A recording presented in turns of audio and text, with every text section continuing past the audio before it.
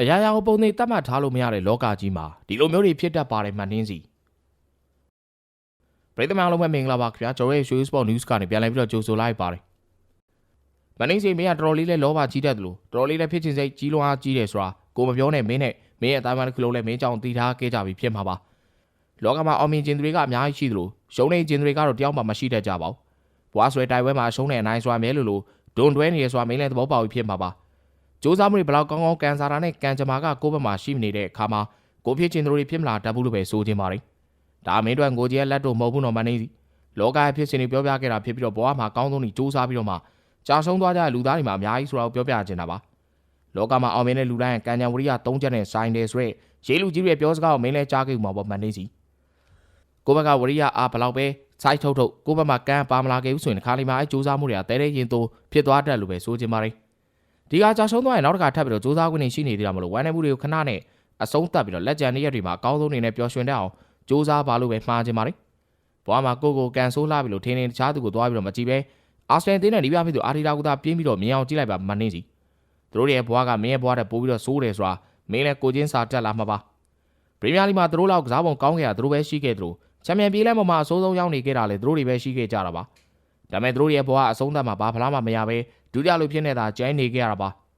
ဒုတိယလူတယောက်ရဲ့အဖြစ်ကဘလောက်ထိရင်နာစရာကောင်းလဲဆိုတာမင်းလည်းသိသလိုကိုလည်းသိညာပဲမန်းနေစီသူတို့တွေကလည်းအဲ့လိုပါပဲဒုတိယဆိုတဲ့နေရာမှာတစ်ချိန်တစ်ခါမက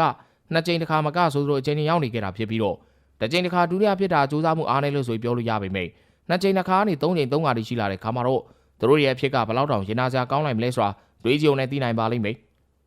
လောကမှာအာဆင်အသင်းနဲ့ကန်ဆိုးနေရမဟုတ်ပါဘူးမန်းနေစီလီဗာပူးအသင်းလည်းအဲ့ဒီတိုင်းပဲလို့သာပြောလိုက်ချင်ပါတယ်ဒီရတဲ့သူတို့တွေအတွက်မထင်ပါပဲပုံစံကောင်းတွေပြသနေဘောလုံးရာသီလို့ဆိုရမှာဖြစ်ပြီးတော့အန်ဆိုရဲ့လက်အောက်မှာလီဗာပူးတို့ဘလောက်တောင်ဆွမ်းဆောင်ပြနေလဲဆိုတာအားလုံးလည်းမြင်တွေ့ထားခဲ့ကြမှာပါ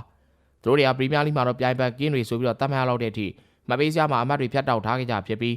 ချန်ပီယံဆုအတွက်လည်းရေပန်းစားသုံးဖြစ်နေရှိနေခဲ့ကြတာပါအင်္ဂလန်မှာဆရာတဆူလိုဖြစ်နေခဲ့တဲ့လီဗာပူးကခုဆိုရင်ဥရောပမှာကြက်ကလေးငှက်ကလေးတစ်ကောင်ဖြစ်နေပြိုင်ပွဲကနေထွက်ခွာခဲ့ရပြီဖြစ်ပါတယ်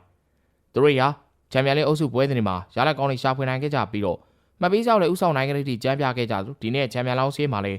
သူတို့တွေကထိတ်ဆုံးကနေပါဝင်နေခဲ့ကြတာပါ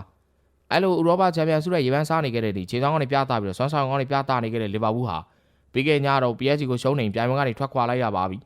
ပထမတော့ပြည်သစ်မြန်မာကလေးကအောက်သင်းလေးသင်းလို့ဖြစ်ခဲ့ပြီးတော့ပွဲပြီးကနေမှရရှိခဲ့သွင်းကိုတကိုးကြောင့်သာဝေခွင့်မှာနိုင်ပွဲရခဲ့တဲ့လီဗာပူးဟာ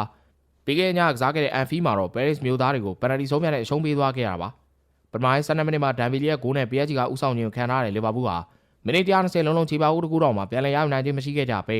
ပယ်နယ်တီဆုံးဖြတ်ที่ရောက်ရှိလာခဲ့တဲ့အချိန်မှာတော့နူညက်စ်ကာတီဂျုံးဆိုရဲ့ပယ်နယ်တီလွှဲချော်မှုနဲ့အတူချန်ပီယံလိပြိုင်ပွဲကနေထွက်ခွာသွားခဲ့ရတာဖြစ်ပါတယ်ဟုတ်ကဲ့ပါဒီဗီဒီယိုလေးကတော့လောက်ပါပဲခင်ဗျနောက်ဗီဒီယိုဒီမှာလည်းအားကစားနဲ့ပတ်သက်တဲ့သတင်းအကြောင်းတွေကိုတင်ဆက်ပေးသွားမှာဖြစ်လို့လောက်ချီကြဖို့လည်းဖိတ်ခေါ်ပါရစေကျွန်တော်ရဲ့ page လေးကို like and follow မနေရသေးဘူးဆိုရင်နှိပ်သွားကြဖို့လည်းတောင်းဆိုပါရစေခင်ဗျစုံလီကြည့်ပြအတွက်လည်းအားလုံးကိုကျေးဇူးတင်ပါတယ်